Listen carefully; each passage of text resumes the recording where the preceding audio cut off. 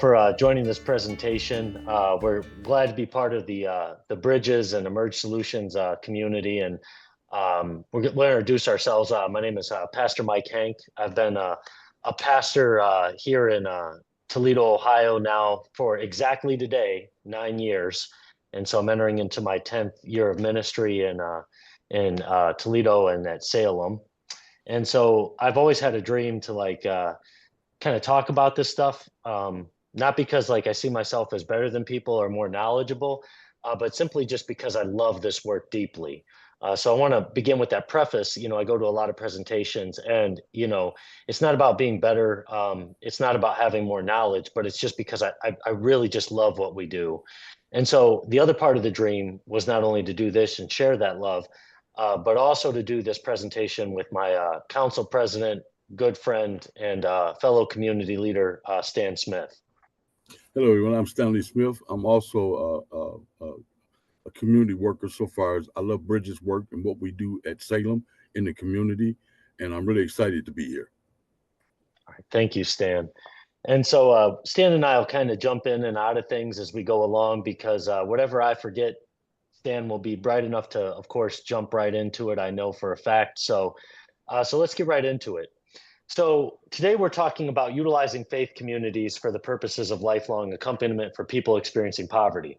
And it's kind of a bulky title, but what we're really talking about is the way that a faith community, any faith community, can be a base for engaging in the work that Bridges communities do.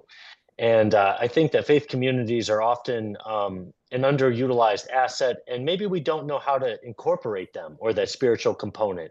It's a little bit more of a fuzzy area than trying to figure out how to use a nonprofit or a governmental entity. And so this clunky title, which is made for the benefit of academics, is a way of saying that. And so when we think about faith communities, it's a good question to ask what we think about, because there might be some things that immediately come to mind that aren't so positive and that contain a little bit of reality to them. Maybe criticisms that have been earned through time and history. And so, when you hear faith communities, these are some of the things that people might think. That it's an exclusive club, like it's a closed off group of people. You might run into issues about, well, will I be accepted because of my sexual orientation or race? You might think that, there's, hucksters involved, right? Or that it's an outmoded and dying institution.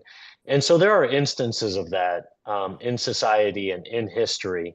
But today, that's not what we're really getting at. While that's a reality in our world, and while those are things to be mindful, because we want all people to be well taken care of, like we want things to be done well, we want people to be treated with respect and goodness. And yet at the same time, there's an alternate proposal, and that's really what we want to talk about today. And so we chose this picture because I think it's an illustration of our alternate proposal. And this is a picture of a community barbecue that we've hosted at Salem. And I think it's a good illustration because it's outside of the building itself. If you look over on one side of the screen, you see a bunch of plants sitting on tables. So those are plants that are given to us by a farmer, so that people in our neighborhood can either beautify their own property, grow their own food. And so literally thousands of dollars of plants are given by that farmer for the community. And we just happen to be a place where that can be distributed because we have the medium of food. So, in Bridges' work, one of the different rules for, is how food is used. And so for us, food is one of the ways that it's used in our community, which is Vistula, which in Toledo, Ohio, has the highest concentration of people experiencing economic poverty. And I say economic poverty because although maybe our folks don't have a lot of money, they might have other resources. We have very smart people in our community. We have generous people in our community. But one of the common factors of our community is that people maybe don't have a lot of disposable income. And so because of that, it's a beautiful moment to be able to share food, use that to build relationship, and then also use that to gather other resources, which we don't think of as religious, for the sake of community. And the good And part about so, that, Pastor, is getting them to learn how to like certain meals that they had to be healthy, to eat more healthier than they used to. Not only do we just have the plants there, but we also show them how to get it together, to grow their own food, to make them self-sufficient. And I think that plays a big part in when you talk about in poverty neighborhoods, when people really can't get or afford to eat healthy. And this is one way, it's like a great example of showing you the meals of where people come in and learn how to cook healthy and live better and live longer. yes, thank you, Stan. And yeah, that's exactly it. It's like there's so much opportunity, even in something that maybe appears small. So the alternative proposal, and I broke in like PowerPoint rules and presentation rules by having too much text on some of these slides, but I'll sum it up as, what if instead of like thinking about religious institutions or faith communities as closed off segments of the population, as things that we can't work with because of being in a whole different category. What if we started thinking about that in a wider sense, like with a more generous fellowship, a more generous sense of belonging, right? And what if we didn't think about that as impossible because of the fact that, when a lot of these institutions were built, that's actually what they were meant to do, right? But they were clothed in different ways. We had different ways of believing at those times. Oftentimes, when these institutions were built in America, we were still separated by the countries that we had come from. You know what I mean? Like, so Salem started off as a German Lutheran congregation, and you can still find German on the building. But it was meant to gather that community. Well, as time has gone on, it makes no sense just to try to gather the German Lutheran community, but to just gather the community, period, right? And so what if we started thinking of it as a way not to just impose belief on people, but like, okay, how do we use this resource in a way that's still faithful in a way? I mean, to use that term in more of a secular way, right? But, it's still faithful to the purpose, which is to bless people, right? But we're doing that in a more generous and wide fellowship. Yes. So more succinctly, a faith community is like Soylent Green, to make a movie restaurant, has a little humorous edge to it. It's only made up of people. It's all about relationship. Relationship is central. It's key, and that's all that faith communities are. They aren't the buildings. And so, it's a revolutionary thought, I think, to say, it's not about doctrines first. If somebody's interested in that, well, that's great, and that's something that happens, over here, but it's about people first regardless. And so if we think about it in that way, and we're able to help these communities think about it that way, and we engage with them in that way, or we run them that way, then we have a wide opportunity to work for communal good and to do the bridges work of all the different resources that are out there, all the different entities, and to have something that's an institution that can pivot quickly and pivot to what's necessary for the work and for society, quicker than many other institutions, even though those institutions are important, and they are important in their own way. So it's not to their exclusion, or it's not to put them down, but it's talk about, that's our gift, like that's what we bring to the table, one of the things.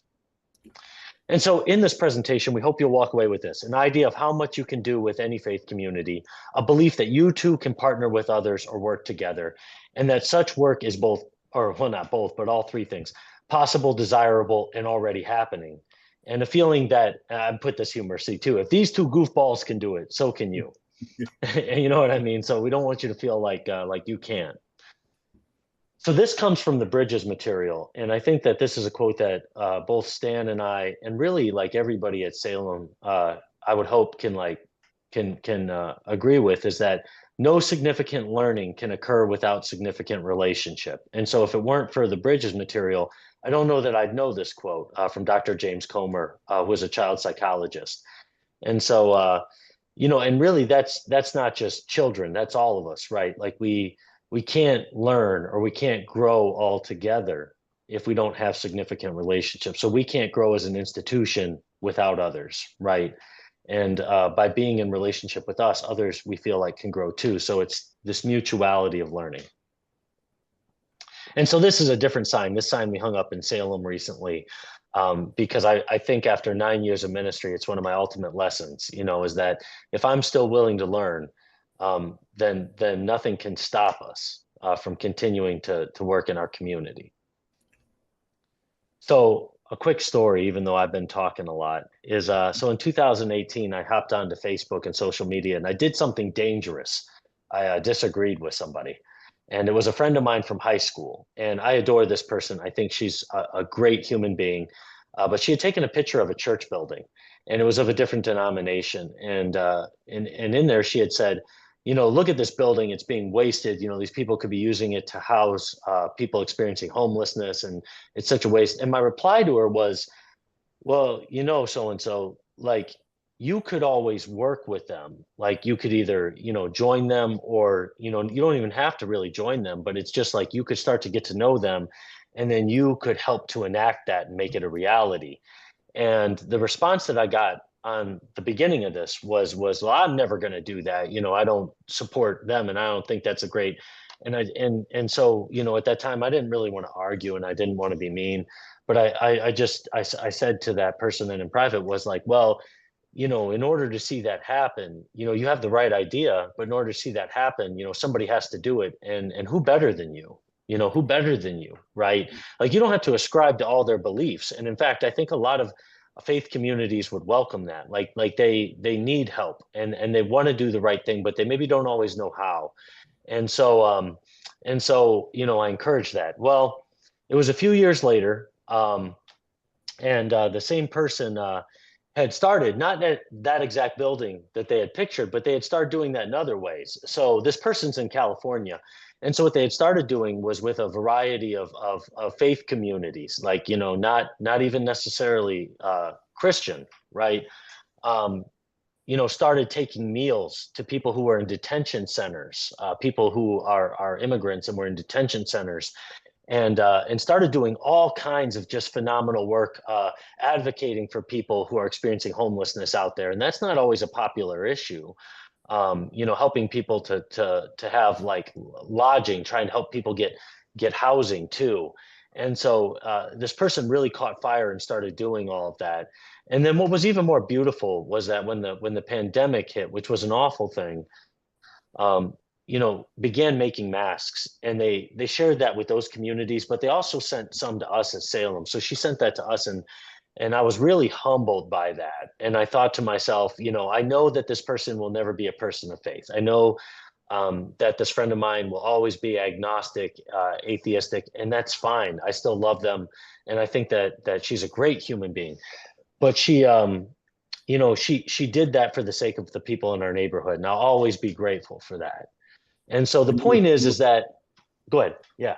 Pastor, one thing I love about what you're saying so far is that even though there's different denominations out here, the work that we do and what we have displayed in Toledo, it's not what your religion or what you believe in, but the humanity and caring for other people at the time of need.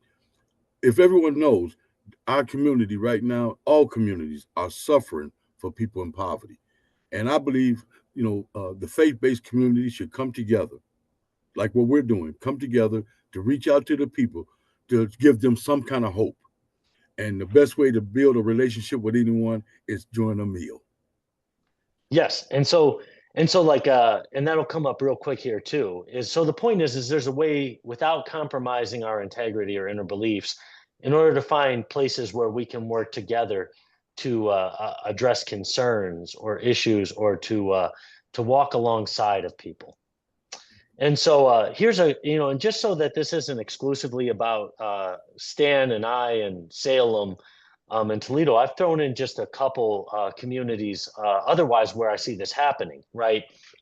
Because there are faith communities, and unfortunately, I just one of the limitations of my next section is I don't have enough people of other faiths in this next section, but I think you could find them. Like the Islamic Food Bank in Toledo is a good example. So if you want to research and see where that's done otherwise, and in fact, before I begin this, let me just state that I really think that there's a great opportunity out there to partner with synagogues, mosques, Hindu temples, Buddhist temples, wherever they may be, and that could be a really dynamic partnership because it's something that is underutilized. And so, I think that I just want to put that out there.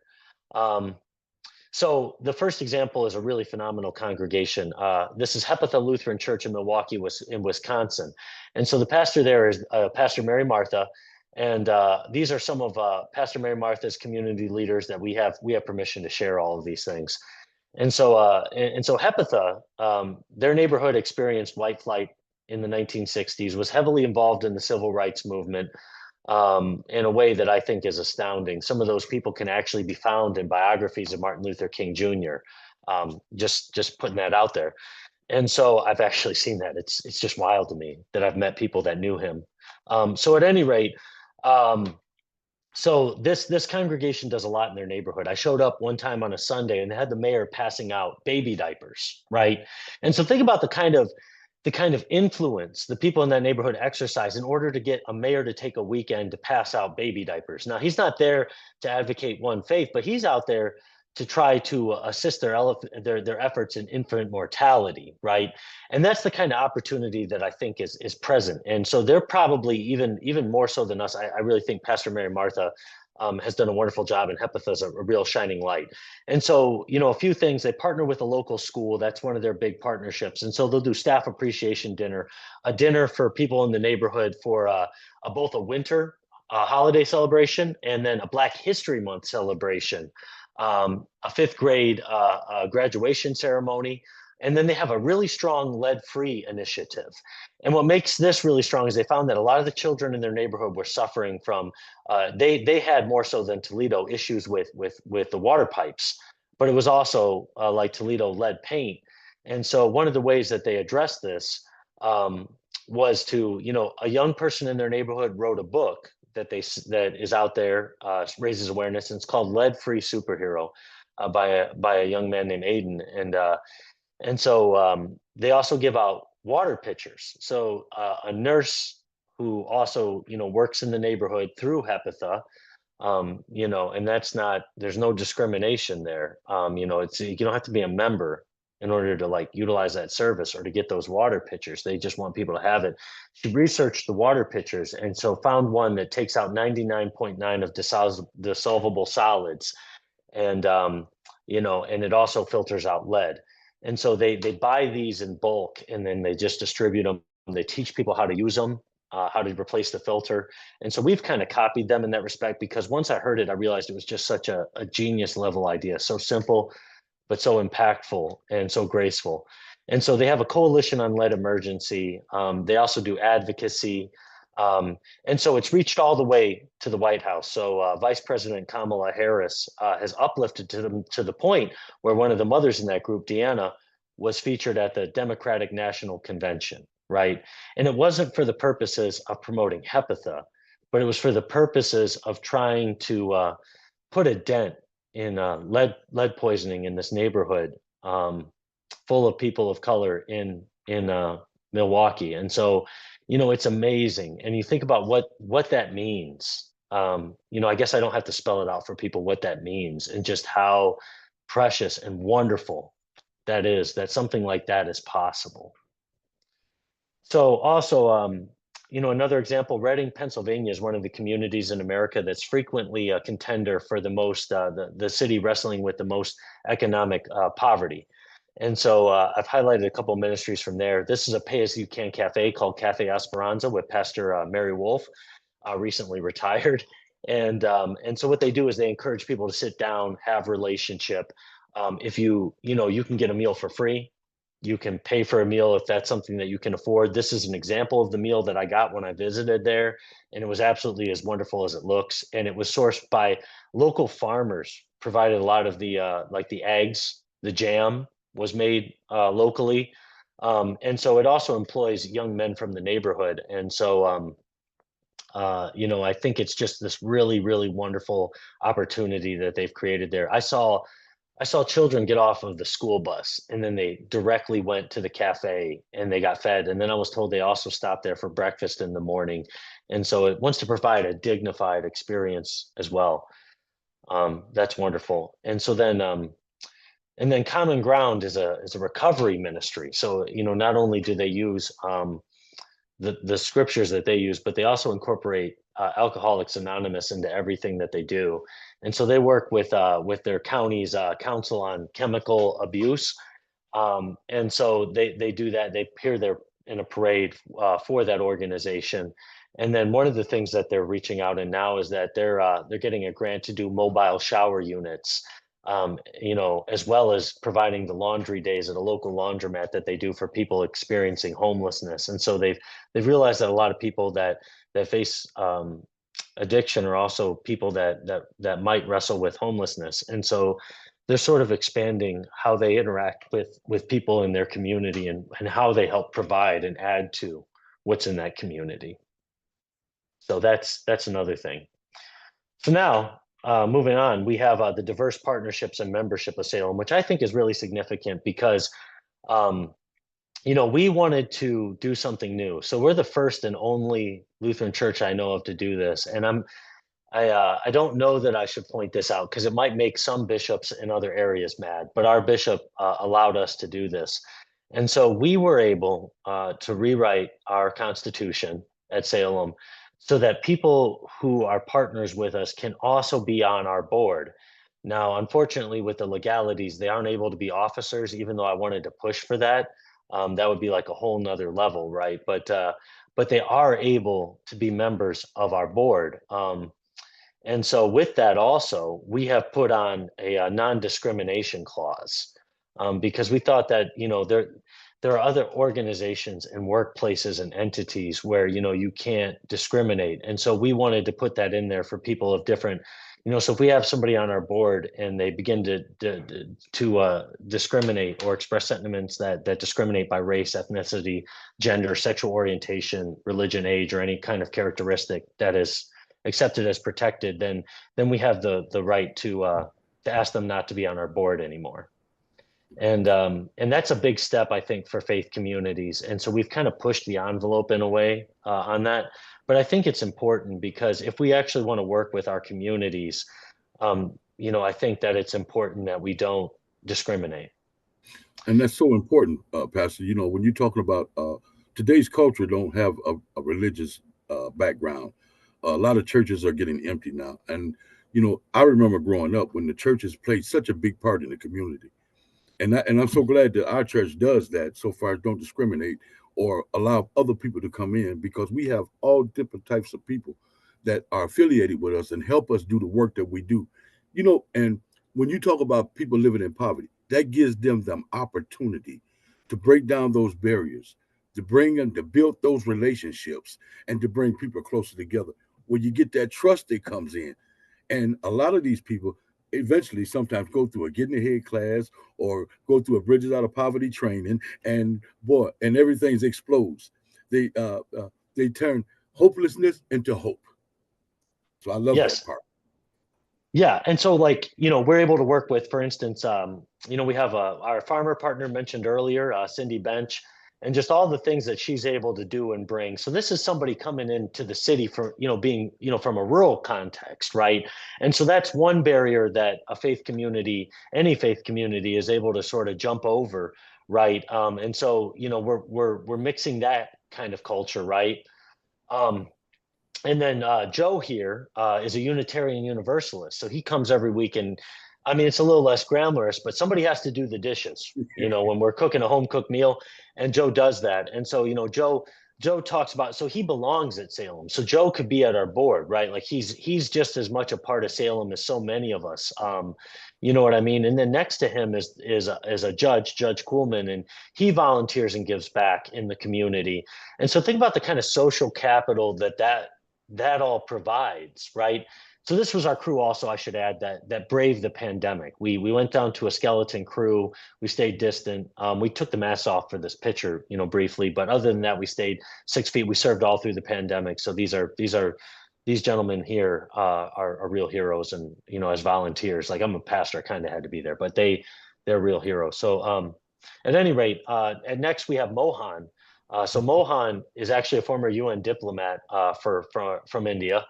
And so, he comes from a Hindu and Buddhist background, but really, like, his beliefs are very wide.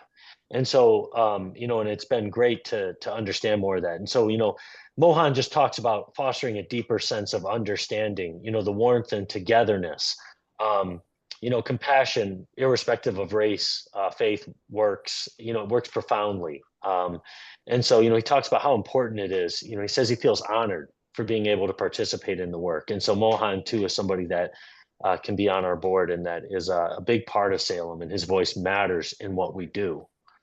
Also, here's Joyce. So Joyce comes from a Jewish background.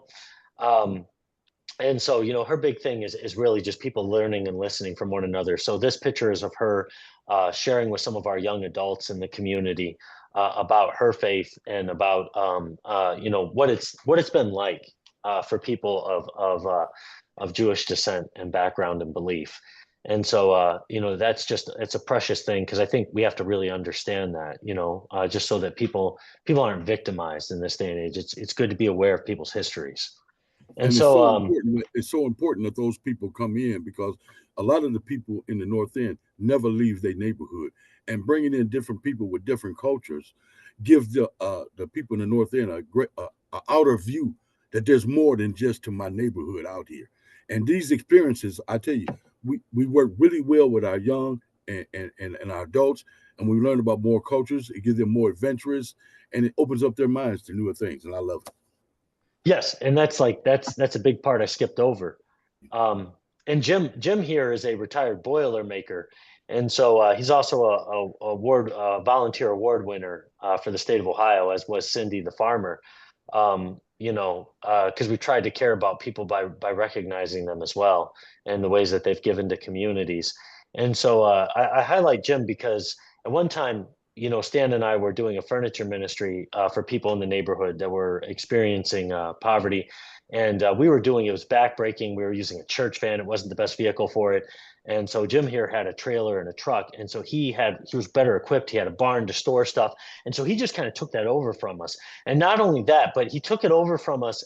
And we weren't really trying to be exclusive with it.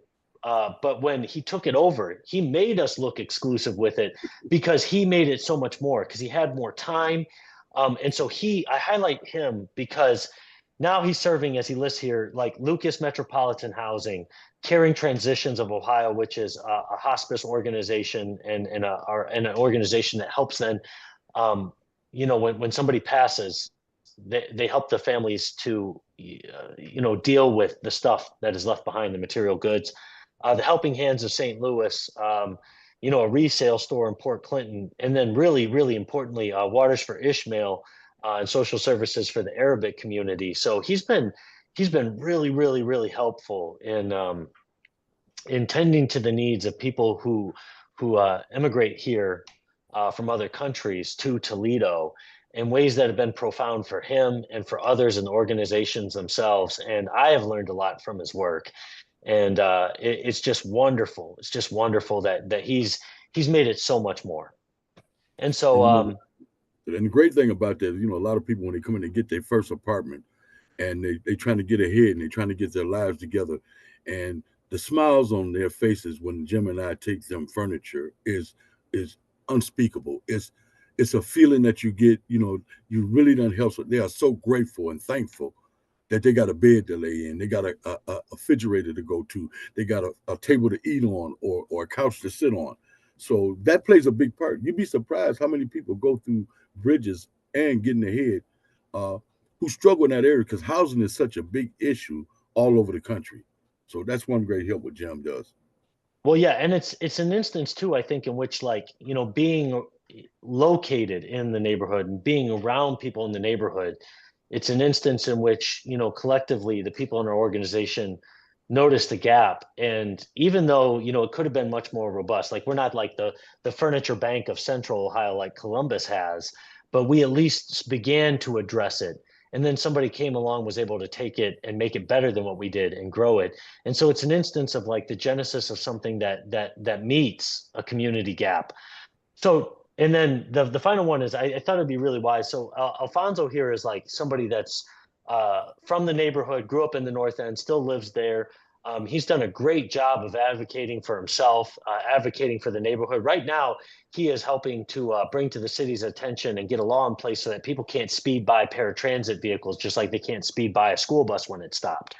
And so, over time, at first we kind of, at first he was really leery because he thought, we might be an organization that just like runs over him, and that's fair.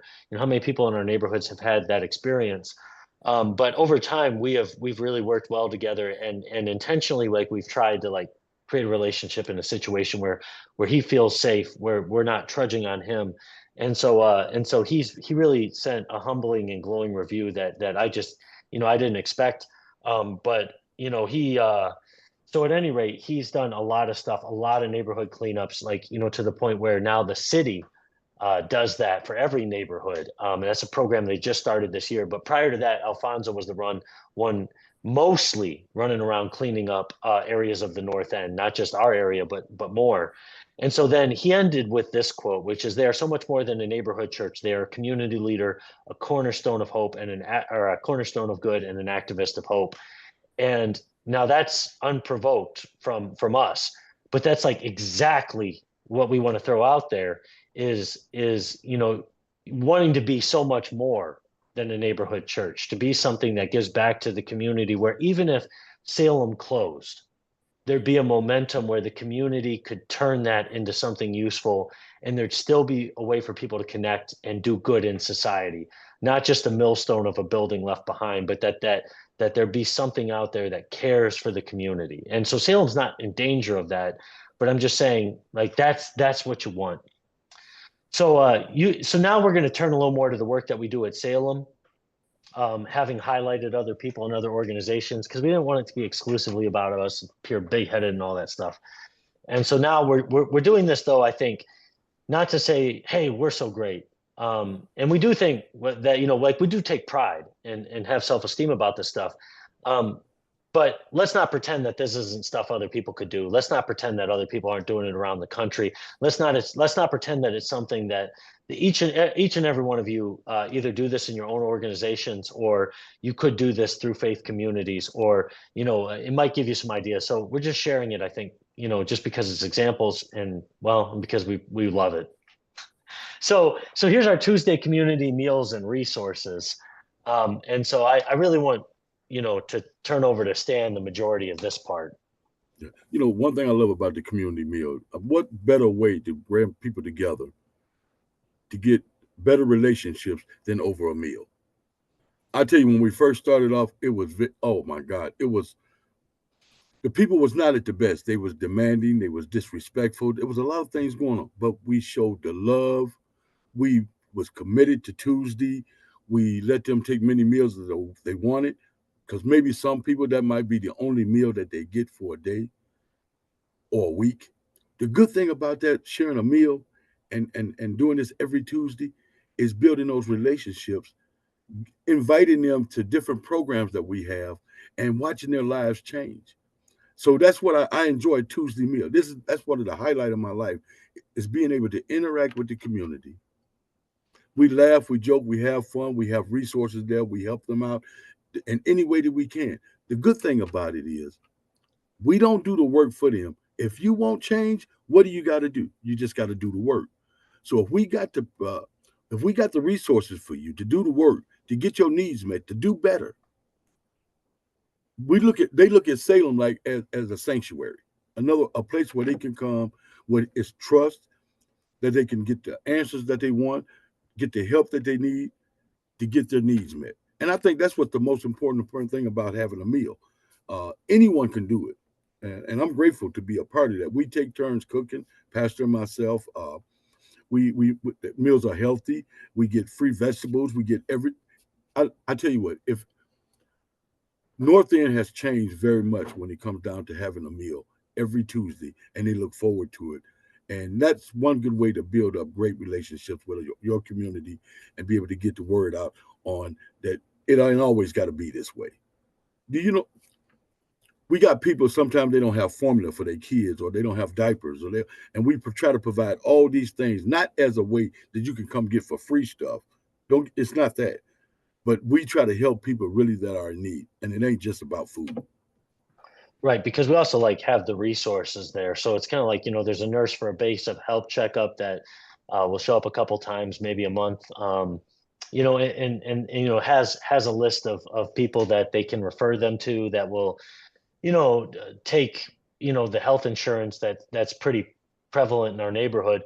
And then, because we spent a long time helping to sign people up for that with various programs as well. We have a community health worker that's beginning case management help, and so it's like the meal is kind of just the medium for relationship and for trying to greater resource people. And like Stan lifted up too, it's like the Bridges material is really keen when it points up the different way that people value things and how they interact. And so like, the sense of humor is really important for us, to have fun, to be able to relieve some of that stress when you're constantly dealing with the problems that pop up in that mental model of poverty. One fire breaks out in your realm for transportation, and then the food might be, feel like it's in scarce supply. So you come to put out that one fire, which is like food insecurity. And then what we hope to do is work as much as that wheel as possible. I'd always like to work more, but now maybe you're finding some answers for housing. At least, like here are the ones that are available. Here's like, the That's application, somebody that'll walk you through. the good part about that. A lot of the volunteers that we have are from the community. And I got to say, let me talk about the 11 resources. This is my belief, being a graduate of Getting Ahead. When you take these 11 resources and you apply them in your daily life, when you can look at human beings for what they really are, what their worth are, that changes things. That changes things with them. That make them. And when I share my story with them, where I come from and what I've done and how I've changed things in my life and what I did to get where I am today. See, I was born over in this neighborhood. I was raised over here. So for me, it's like giving back to my community and just having that. And they said, "How did you change so much, Stan? What happened?" I said, "When I practiced those 11 resources, the emotional, the financial, the social capital, whatever resources came down, it's what made me the person I am today." And then I tell them about Getting Ahead classes. And then sometimes we get quite a few people come in. I think we've done what, 3 or 4 Getting Ahead classes at Salem. Yeah, well, and that's coming up Yeah, soon here too. Like, yeah. yeah, That yeah, that makes a difference. When they see somebody that lived exactly where they have been through exactly what they've been through, and to see that their lives has improved, that curiosity brings it up. They want it for themselves, and that's a good thing. yeah. No, and you're apt to point that out. And so, like that's those are some of our leaders from the neighborhood helping to share those resources and to talk with people about maybe, what's going on. And so like Stan said, having that come from the neighborhood is a big thing. So then we have different headings here about some of the other stuff we do. It isn't completely exhaustive, but it's going to be pretty exhausting by the end. So, anyways, so youth work. Throughout the school year, we try to do things on Mondays and Wednesdays with our young people, and so part of it is vocational and educational field trips. Here's a day where we went to like the University of Toledo, and they got to do like a round robin with different departments and just kind of like learn what higher education is about and what's all available. And then also for the folks there to talk about their careers, like what is it like to be an athletic director at a university, right? And so that's actually part of what you're seeing there. And so that was a beautiful moment, as well as so here these two young men are young adults now, and frankly some of my well, they're all my favorites of graduate from the program, but they were interested in learning how to do their own t-shirt business. And so in talking with a local t-shirt business here in Toledo, Jupe Mode was very gracious, and we got to tour not only their store, but in the back there behind that brick wall is where they make the shirts. And so we got to see the machines and the process and their stocking, and he was very candid just about what's the business like, how is it running a t-shirt thing, how do you do it. And so they were really excited, and I was really excited, and so I'll always be grateful to and there's so many of those businesses that do that. People have been very gracious because this is the sort of thing they want to see people doing, whether a nonprofit or a faith community. um, And we and can't then forget, oh Pastor, that we put a youth program with the Getting Ahead class. And even though the material was really obsolete and different for them, and I think their success came from some things actually soaked in. because now they're not looking out to hustle. They're looking at more what kind of career can I have? And I think that was a wonderful thing that we did for those youngsters. Yeah. Yes, yeah, no, and thank you for pointing that up. It's the difference between a job and a career. Um, and so then here's I threw this in here just to like have fun. So this is Stanley in a golf cart. He swore he would never do this again, but he was brave and did it. So we also have, throw some fun in there too.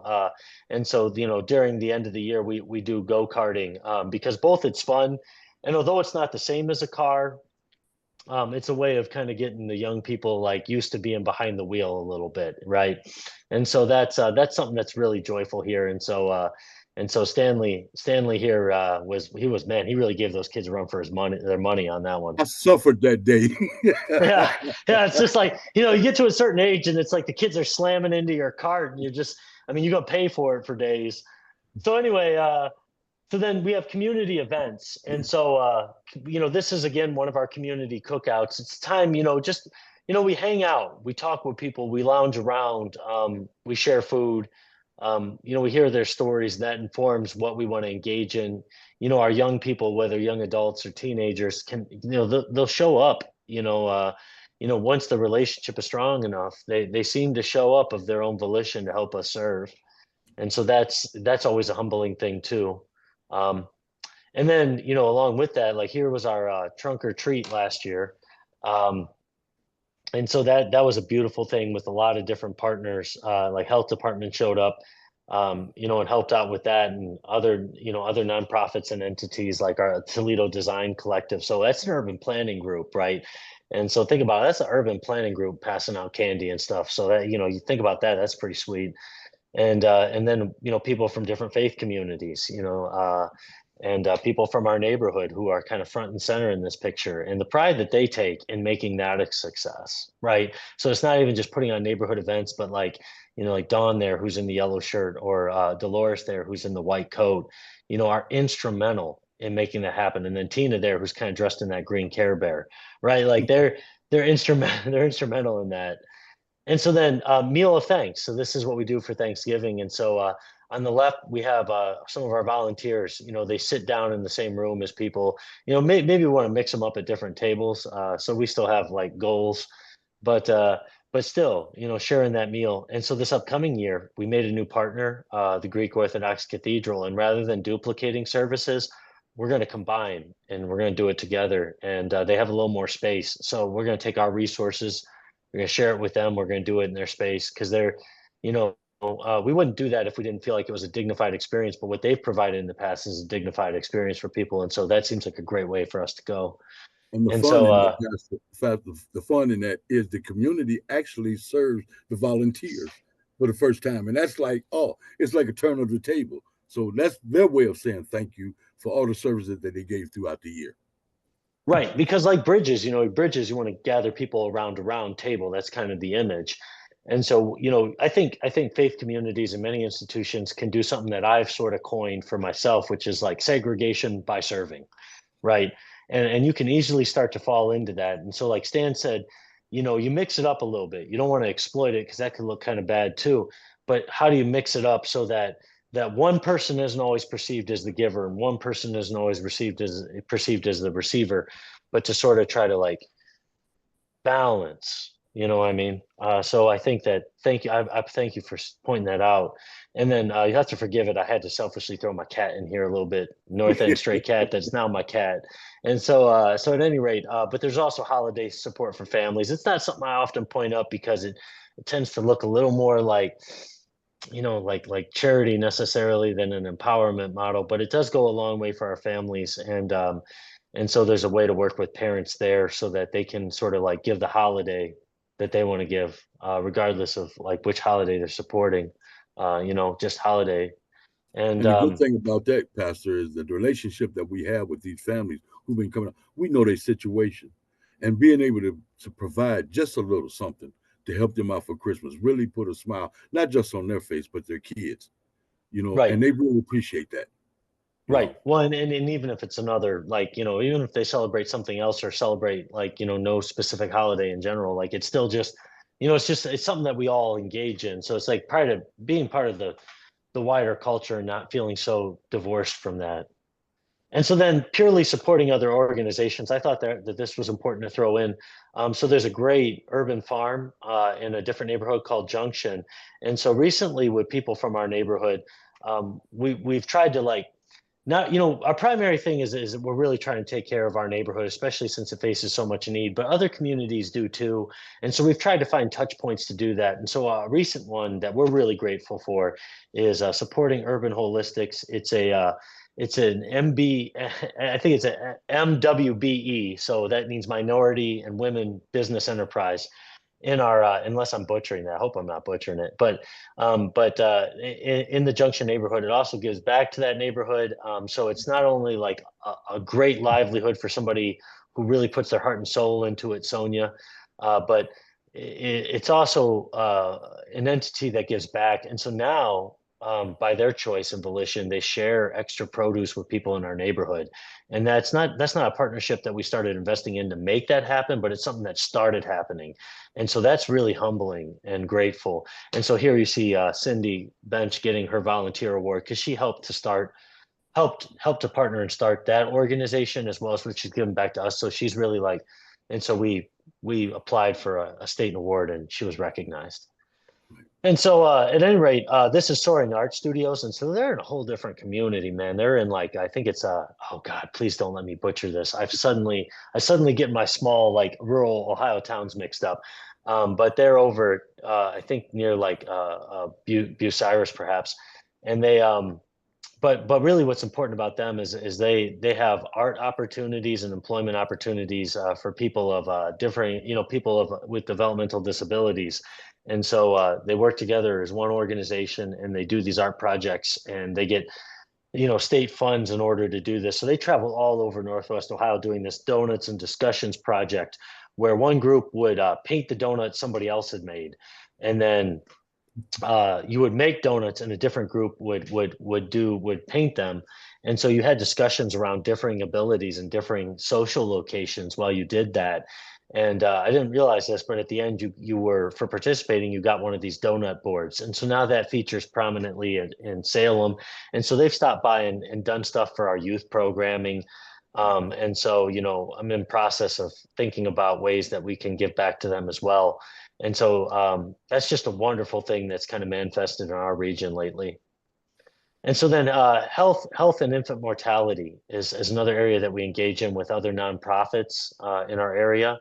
And so we have what we call the Safe Baby Sanctuary. And it's kind of like, we're taking down a list of mothers in our area and we want to meet them face to face and have time with them. So we encourage them to come in on Tuesdays, and so then we begin to try to help them with that with safe baby gear.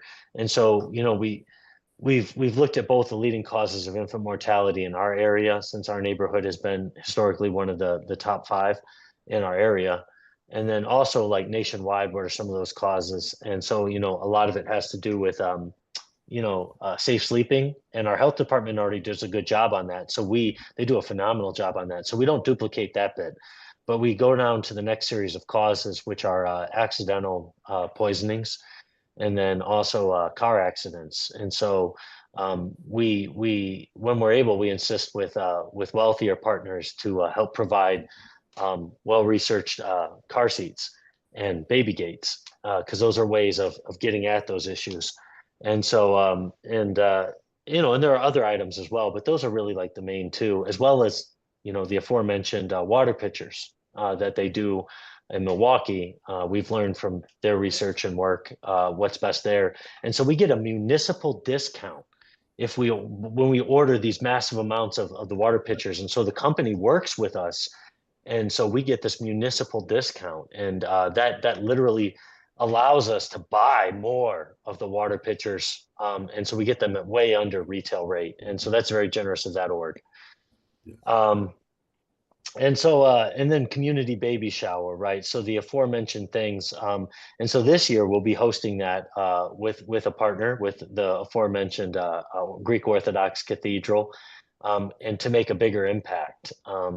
And so this right here, this young man is one of my favorite young adults that we have in and from the neighborhood. And so with permission, we took this photo, and And so it was a real blessing, not only do youth programming with him as he was growing up, but then as he became a father and entered into a serious relationship, to be able to bless him and his spouse to have this gear, and to think of them being better off for it. And I think it was humbling for him, but it was equally humbling for us because we've walked with him through some other things in life too, which I won't put him on blast. But it's just and that's really part of, like, when we go back to the title of this, we've been able to do that on this whole journey. And now he's in young adulthood. And so community and the environment, this is something we accidentally got into, but we have a community garden to grow the food. We also, like I said, receive it from other people, farmers in the urban farms, and rural community gardens. There's just a lot of people right now helping us care for that. What we have ourselves, and then we're looking at in the future making a free CSA. So instead of doing like a food pantry, have a CSA box that we share with people. So that's community shared agriculture. It's a way of like distributing to families that. Um, and building a community park out of a vacant lot. There was a vacant lot. The church had acquired it on accident and then didn't really want it. So we said, just let's do whatever we want with it. So we made a community park. So all that stuff you see there wasn't there before. Generous entities like AARP, we got a grant from them nationally during the pandemic. We put in that bench as well as a bus stop that you can't see because it's behind where this photo was taken. And there was there's not a lot of bus stops in our neighborhood. You think it'd be different, but at any rate, and so we planted those trees on the side, right, that everybody is walking towards in the photo, maybe like 7 or 8 years ago. And I didn't know if I'd still be here or live long enough to see that come to fruition. But this past year was the biggest plum harvest we've ever seen. I mean, they were coming off the trees faster than we could almost pick them. I mean, it was wild. And that's the inside of what those plums look like, just gorgeous. So we harvested those and shared those with our neighborhood. And in the future back there, you'll have peaches, plum, peaches and apples and cherries, all kinds of stuff. I mean, it's wild. Pawpaws. I mean, it's just wild. Um, we helped a person to try to start a composting business in our neighborhood, extend it out into our neighborhood, and so it was a pleasure to invest in her business, and so that's something that we did that impacts the environment, and then our food program waste can get composted. Yeah, there isn't much of it, but when it does happen, now we can compost it. Yes. And then another thing we're doing, I'm sorry, Stan, I'm just cruising at this point No, go because ahead. I want to, yeah. So I think that the community arboretum, so we're doing this with our local land bank. And so this is like the first part. And then eventually, there are some houses that unfortunately have to come down. They're just too far gone. And so we're looking at expanding that because we're one of the hottest areas for urban heat. And so working together with the Department of Public Utilities at the city and the land bank and some other entities, we are able to do this. And when those houses come down, if they come down, they probably will, then we're going to expand that outwards. And so we're going to like reforest part of the city, which is going to be beautiful. It's going to impact urban heat. It's going to make a healthier air environment. So we're happy about that. And so then I'm really going to cruise through this, and I apologize I'm doing that. But here are some of the what I call side hustles. And so like there are occasional services and miscellaneous stuff, but it harks back to what Stan was saying about some of the stuff we do just to address the needs in people's lives, right? The ones that they state, the ones that we notice as they state it. And so just trying to, it's maybe not something we work all the time, but it's something that we do. And so this is Citizen Circle. It's reentry support. And actually, I'll cruise through the rest. But Stan, do you want to just say like maybe a couple minutes worth of this? Because Stan has done a tremendous job of following the Bridges principles and making this something more than what it was. When when in the North End and any poverty stated neighborhood, they tackle with the criminal justice system. A lot of their parents have probably went to prison and coming home. And so Citizen Circle is a group of citizens from all different backgrounds. We have a lot of different resources down there. And what we do is we concentrate on their strengths. And when they hear the good things about themselves, that gives them confidence to get out here, to get into other type of programs like Getting Ahead or any other program to better improve their lives. We meet once a month. We serve a nice meal. We assign them a mentor, someone who they can talk to or get in touch with when they got an issue going on. what we always say is, don't be a reactor. People who go to prison are either the reactor, or they want what they want it tomorrow. Call somebody, call your mentor, call someone in this group. Let us help you, whatever that barrier may be. And it helps. We have got a Citizen Circle has grown to we've got like many different agencies there now. Thank God for the agencies because they're right there on the spot.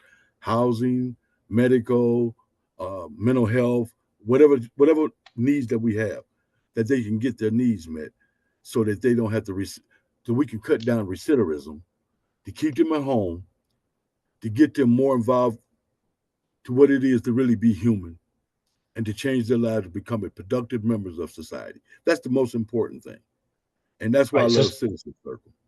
yeah, and Stan's made that very holistic, just moving right around all of the different resources and bringing so many people around the table, even beyond, maybe what the rest of us has done with other ministries. Stan is like revitalizing this from something that was kind of dying into something that is really flourishing and super worthwhile. So then I'm a really cruise through the rest here, and I apologize because I've gone long-winded, so I'm gonna cruise now. The North End Neighbors, it's a community association. Again, harken back to what Stan said. It's like people from the neighborhood taking ownership of all these things that happen and helping to enact them and informing that, and also the self-esteem that comes from that, being a seat at the table, like Bridges preaches, right, with governmental entities, with nonprofits, right. So they're the ones that hooked up this Greek Orthodox partnership I've lifted up. They're the ones bringing the area office on the aging to the table, so that we contribute to their fall festival they're doing at the metro parks. Like they're becoming more and more and more important to what we do. Gratitude dinners. So we thank people in the neighborhood for being our neighbors. We also thank partners and donors for being there with us, right? And we mix everybody together. Bicycle repair. Our assistant for Salem, her significant other repairs bikes, and so now we're able to like provide a little bit of transportation. We have a huge block party that was meant to call attention to the neighborhood, to dispel prejudice, to give something fun in the neighborhood. And so this is a shot of one of those, of part of what was going on. There's more across the street.